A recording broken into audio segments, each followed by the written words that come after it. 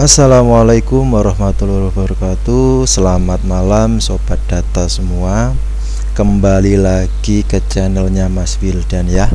Untuk malam ini saya akan membahas terkait penjelasan pengisian data sekolah pada aplikasi Dapodik dan manajemen satuan pendidikan yang baru. Nah, kemarin di video tutorial sebelumnya saya sudah menjelaskan terkait bagaimana sih cara nginstal Dapodik. Nah, troubleshootingnya ketika terjadi masalah sudah saya bahas di video tutorial sebelumnya. Nah, untuk kali ini seperti yang saya sampaikan tadi, saya membahas terkait pengisian pada menu sekolah dan sedikit penjelasan pada manajemen satuan pendidikan yang baru. Oke, pastikan ya sudah registrasi, karena kemarin sudah saya ajari proses registrasi. Sobat data silahkan login. Setelah registrasi, ini saya coba dulu ke TK. Nah, login ya, masuk. Nah, di sini sudah terinstall versi Dapodik 2021 atas nama sekolah ini. Saya tutup saja. Saya akan membahas ini di tampilan beranda. Soal data guru kosong, peserta didik kosong, rombelnya kosong, abaikan saja dulu. Tampilan di sini abaikan saja dulu, karena nanti kalau sobat data sudah ngisi data semuanya, otomatis data di sini akan terisi. Jadi abaikan dulu. Baik, yang pertama saya menjelaskan terkait sekolah ya, data sekolah. Nah, yang perlu teman-teman sobat data perbarui adalah di data sekolah dulu. Untuk mengerjakan Dapodik dibiasakan dari atas dulu, jangan langsung dari bawah ya. Biasakan mengerjakan dari menu yang paling atas dulu. Tadi beranda sudah dilihat, sekarang gantian ke menu sekolah. Apa yang harus diperbarui di menu sekolah? Ini untuk yang jenjang TK PAUD ya. Ini data lembaga. Nah, ini identitas sekolah. Ini tidak bisa dirubah, karena untuk merubah data ini melalui Verval SP. Nah, jadi data ini merubahnya jika ada kesalahan alamat, misalnya desa atau bentuk pendidikan, merubahnya melalui Verval SP. Lokasi sekolah ini bisa disesuaikan, misalnya RT RW-nya salah, nama desanya di sini bisa diperbaiki. Lintang bujur, kita lihat misalnya lintang bujurnya ada salah, bisa dilihat, allow saja. Nah, di sini akan terlihat apa titik koordinat lembaganya. Nah, letaknya di sini. Apakah betul di sini? Nah, ini hanya untuk melihat. Untuk merubahnya juga sama, melalui Verval SP ya, melalui Verval SP untuk merubah lintang dan bujur ini. Selanjutnya di data administrasi sekolah, kebutuhan khusus, kalau lembaganya melayani kebutuhan khusus, kalau tidak ada ya biarkan kosong. Terus nah, SK pendirian, tanggal SK pendirian ini juga merubahnya melalui Verval SP ya, atau bisa koordinasi ke admin Dapodik di Dinas Kabupaten Kota. Status kepemilikan yayasan atau lainnya. Nah, kalau lembaganya di bawah naungan yayasan, berarti ini dipilih yayasan. Kalau lembaganya atas nama pribadi milik desa, pilih saja lainnya. Nah, kalau lembaganya di bawah naungan yayasan, di sini harus memilih data yayasannya. Nah, data yayasan ini nanti terkoneksi dengan di menu data rinci sekolah di bagian yayasan. Nanti akan saya bahas. Izin operasional tadi untuk merubahnya melalui Verval SP atau koordinasi dengan admin di Dinas Pendidikan Kabupaten Kota. Manajemen berbasis sekolah, harusnya ini dipilih ya, manajemen berbasis sekolah MBS. Kalau tidak punya manajemen berbasis sekolah kan ya lucu sekali, masa sekolah tidak punya manajemen berbasis sekolah. Ini dipilih ya. Nama wajib pajak ya, ini silahkan diisi. Nama WP-nya siapa, Ini nama yayasannya juga boleh, atau mungkin masing-masing sekolah punya NPWP sendiri ya, silahkan dimasukkan di sini. Nah, ini nomor rekeningnya. Nomor rekening ini untuk BOP ya, untuk BOP silakan diisikan. Nama banknya apa, cabangnya mana, nama atas rekening siapa. Selanjutnya ini nomor telepon, nomor kontak person sekolahnya silakan dimasukkan, email sekolahnya apa juga dimasukkan. Data pelengkap. Nah, data pelengkap. Sekolah memungut iuran ke orang tua. Nah, ini sistemnya begini. Kalau sekolahnya memang memungut, nah di sini ada pilihan. Apakah pungutannya itu bulanan atau tahunan. Nah, misalnya kalau tidak memungut ya pilih tidak. Tapi kalau sekolahnya memungut iuran, misalnya nih bulanan kelompok A dan kelompok B ternyata nominalnya berbeda.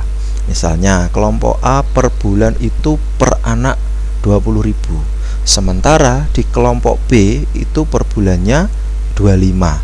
Maka nilai yang dimasukkan di sini adalah nilai rata-ratanya. Jadi 20 plus 25 dibagi 2. Nah, di sini ketemu nilai rata-ratanya jika per bulan. Nah, kalau memungut iurannya per tahun, maka sama. Kalau ada kelompok A dan kelompok B berbeda jumlahnya ya tadi. Jadi nilai yang dimasukkan nominal di sini adalah nilai rata-ratanya. Kalau tidak memungut ya pilih tidak. Setelah diisi semua, selanjutnya pilih simpan. Nah, gitu ya. Setelah disimpan, baru mengisi ke data yang paling bawah. Ini bisa digeser ke sini biar tampak jelas yang bawah, atau digeser ke bawah sini. Nah, tergantung teman-teman sobat data.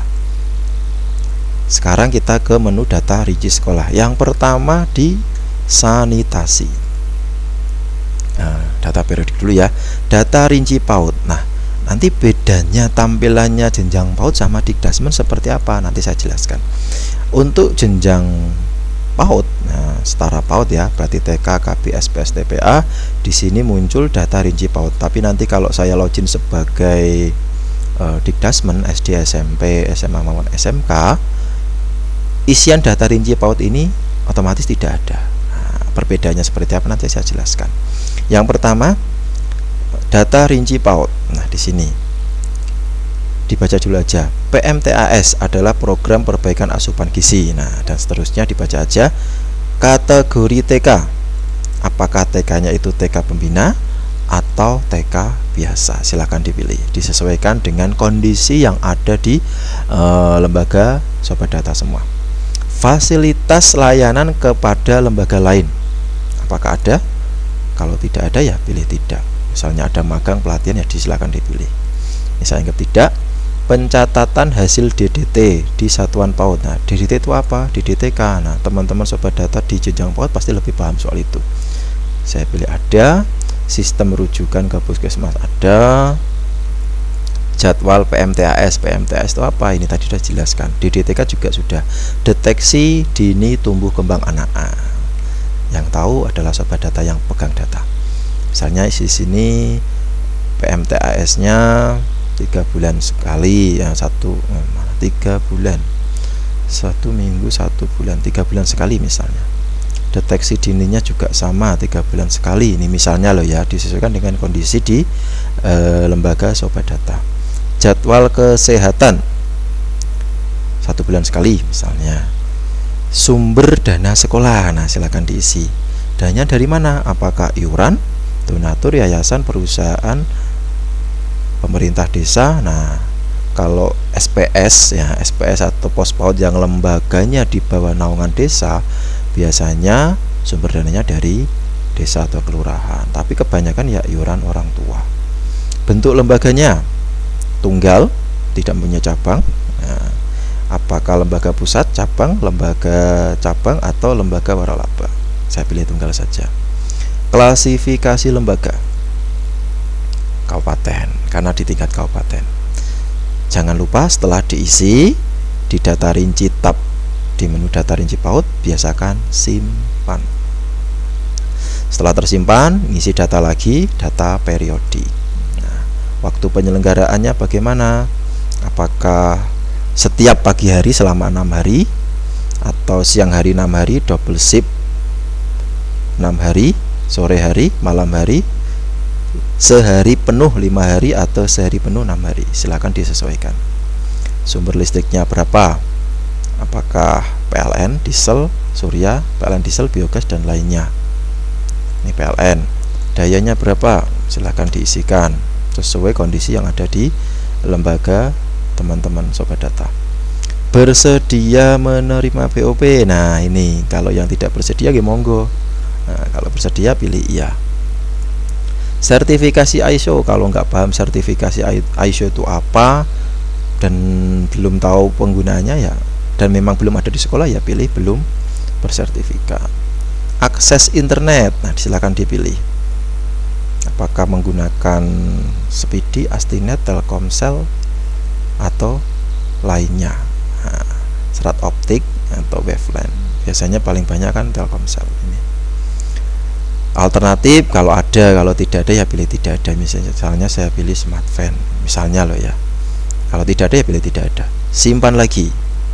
Setelah simpan, masuk ke sanitasi. Nah, di data sanitasi ini terkait variabel Sustainable Development Goals (SDG). Sumber airnya, apakah air kemasan, PAM, pompa, sungai, dan seterusnya. Misalnya ini PAM. Sumber air minum, nah kalau ada sumbernya ya silakan. Atau misalnya sekolahnya membagikan air kemasan atau air minum dari siswanya membawa air minum dari rumah sendiri. Kecukupan air bersih, cukup. Sekolah menyediakan jamban, ya, digunakan untuk siswa berkebutuhan khusus. Sekolah menyediakan jamban yang dilengkapi dengan fasilitas untuk kebutuhan khusus. Kalau ada ya pilih iya, kalau tidak ya tidak. Tipe jamban, leher angsa, paham ya leher angsa seperti apa? Rata-rata ya leher angsa. Jangan sampai masa ya sekolahnya tidak punya jamban, kan juga kurang, istilahnya apa ya, standarnya kurang pas. Cubluk dengan tutup, biasanya ini apa ya, ya apa, jamban jongkok itu loh ya. Nah, ini menggantung di atas sungai. Nah, Bapak Ibu teman-teman sobat data pasti bisa menerjemahkan jenis-jenis tipe jambannya. Jumlah hari dalam seminggu siswa mengikuti kegiatan cuci tangan berkelompok. Nah, silahkan dipilih. Nah, saya pilih setiap hari atau mungkin 5 hari. Jumlah hari loh ya. Kata-katanya di sini jumlah hari. Apakah 1 hari, 2 hari, 3 hari? Ya 3 hari lah. Jumlah tempat cuci tangan ini silahkan diisi. 2, tempat cuci tangan rusak, kosong. Kalau ada ya dipilih. Misalnya ada rusak 1 ya pilih 1. Apakah sabun dan air mengalir di tempat cuci tangan? Nah, silahkan disesuaikan ini. Ini saya isi aja ya biar cepat. Nah, sambil dibaca-baca saja. UKS. Nah, ini misalnya kalau ada ya silahkan diisi. Intinya dibaca dulu, dipahami maksudnya. Kalau ada pilih iya, kalau tidak ya pilih tidak. Sampai bawah ini ada kemitraan dengan pihak luar untuk sanitasi sekolah. Ada misalnya kalau ada ya pilih ada dengan puskesmas, ada dengan perusahaan swasta, ada dengan lembaga non pemerintah. Paling banyak kan ini. Ini pilihannya multiple choice ya, lebih dari 1. Tidak harus 1, berarti boleh maksimal lebih dari 1. Jumlah jamban dapat jamban laki-laki, ini maksudnya ini jumlah jamban. Oh, jumlah jamban yang dapat digunakan. Ini ya, jumlah jamban dapat digunakan. Ini harusnya ada pemisahnya. Kalau tidak ada pemisahnya bacanya bingung. Ini maksudnya begini, jumlah jamban yang dapat digunakan laki-laki, perempuan, dan bersama. Nah, disesuaikan yang ada di lembaga sobat data. Misalnya jambannya tidak dipisahkan laki-laki dan perempuan karena digunakan bersama. Jumlahnya berapa? Ya silahkan diisikan. jumlah jamban yang tidak dapat digunakan. Jika ada jamban yang tidak digunakan, silakan diisikan jumlahnya berapa.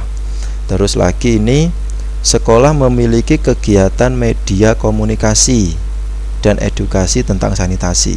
Kalau ada pilih ya, kalau tidak ada ya pilih tidak. Kebersihan dan kesehatan ini juga sama. Pemeliharaan perawatan toilet kalau ada pilih iya. Keamanan pangan dan seterusnya sampai bawah. Setelah diisi semua, klik simpan.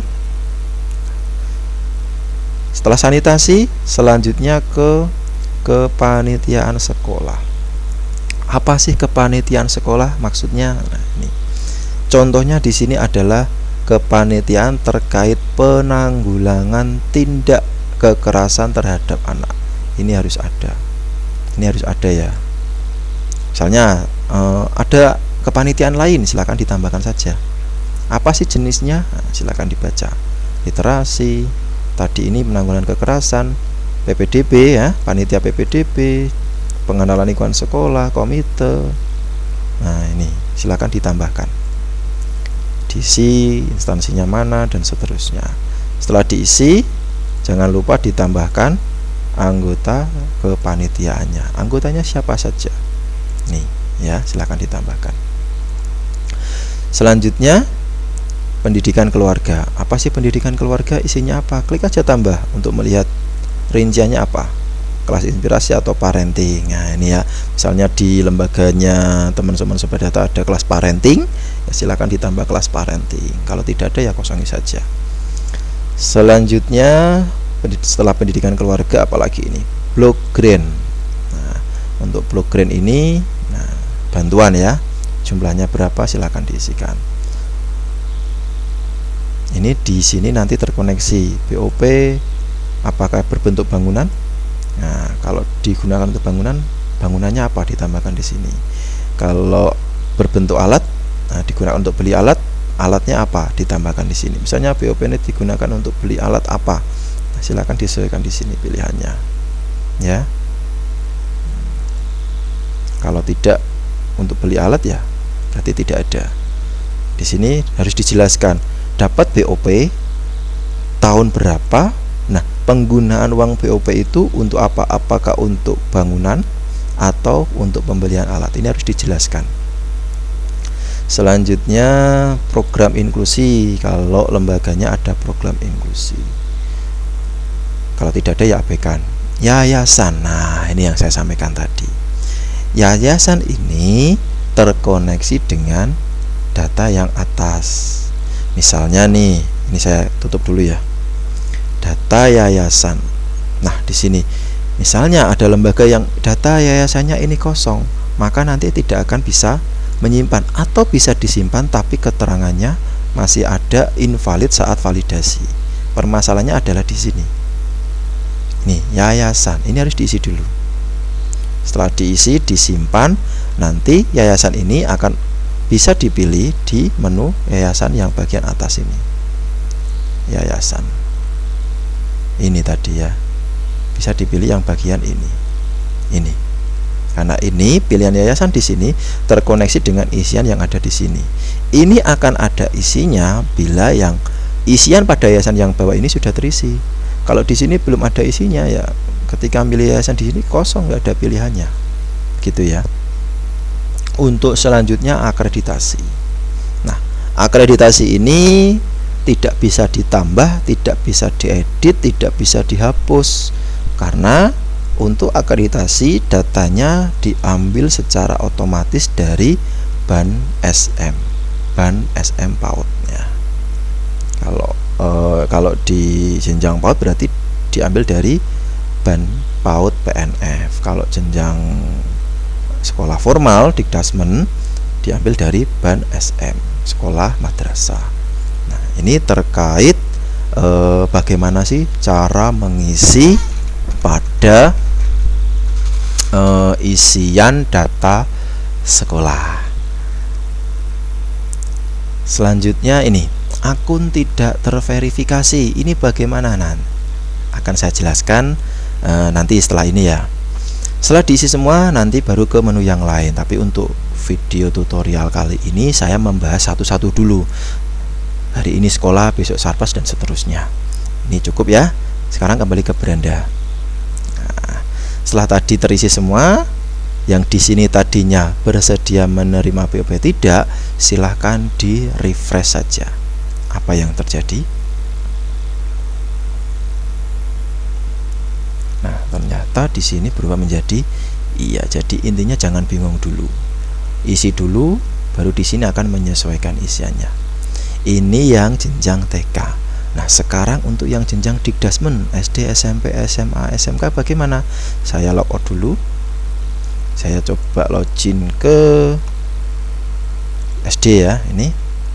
Jadi begini, info buat teman-teman PAUD, Dapodik itu satu laptop atau satu PC itu bisa digunakan untuk mengerjakan lebih dari satu lembaga. Caranya bagaimana? Yang pertama, registrasi ya. Isikan data registrasi sekolah yang pertama atau lembaga yang pertama. Submit. Setelah registrasi lembaga pertama selesai, kan otomatis kembali ke sini. Mau meregistrasikan lembaga yang kedua, silakan registrasi lagi. Nah, gitu caranya. Jadi satu laptop bisa digunakan lebih dari satu lembaga. Gitu ya caranya. Sekarang saya nyoba yang SD. Saya masuk. Nah, perbedaannya apa? Kita lihat di menu sekolah. Nah, dari sini sebenarnya sudah kelihatan perubahannya. Nah, di sini di data rinci sekolah tadi, kalau di loginnya jenjang PAUD, di sini ada data rinci PAUD, tapi untuk jenjang Dikdasmen sudah tidak ada, tidak muncul. Intinya perubahannya hanya di menu itu saja. Untuk isian yang lain sama. Nah, ini paling ada tambahan layanan khusus. Kalau yang jenjang PAUD kan tidak ada layanan khusus. Nah, kalau jenjang Dikdasmen ada layanan khusus dan penyelenggaraan ponpes ekstrakurikuler. Nah, ini perbedaannya. Kalau di Dikdasmen ada tambahannya khusus, ekstrakurikuler, dan penyelenggaraan ponpes untuk memfasilitasi sekolah yang ada pondok pesantrennya. Untuk yang lainnya sama sih, tidak perlu saya jelaskan.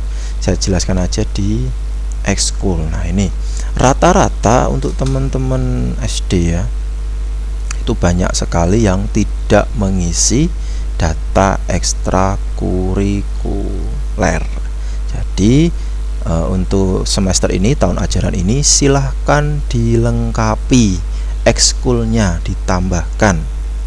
Nah, rombel ini bisa terisi bila teman-teman sobat data khususnya di jenjang Dikdasmen mengisi dulu rombongan belajar ekskul, karena ini isian di sini terkoneksi dengan atau mengambil data dari ekskul.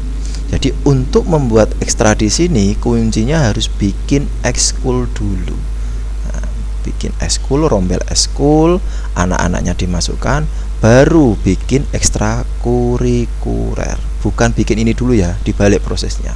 Jadi bikin ekskul dulu, baru ngisi data rinci sekolah terkait ekstrakurikuler. Begitu. Ya, jadi perbedaannya sudah saya jelaskan. Nah, sekarang bagaimana untuk verifikasi akun? Nah, selanjutnya kita ke manajemen sekolah. Nah, portal manajemen sekolah ya. Portal manajemen sekolah ini akan saya bahas di video tutorial selanjutnya. Terima kasih. Mungkin itu yang terkait proses atau pengisian data sekolah. Untuk video tutorial berikutnya saya akan menjelaskan terkait manajemen satuan pendidikan yang baru. Terima kasih. Wabillahi taufiq wal hidayah. Wassalamualaikum warahmatullahi wabarakatuh. Selamat malam.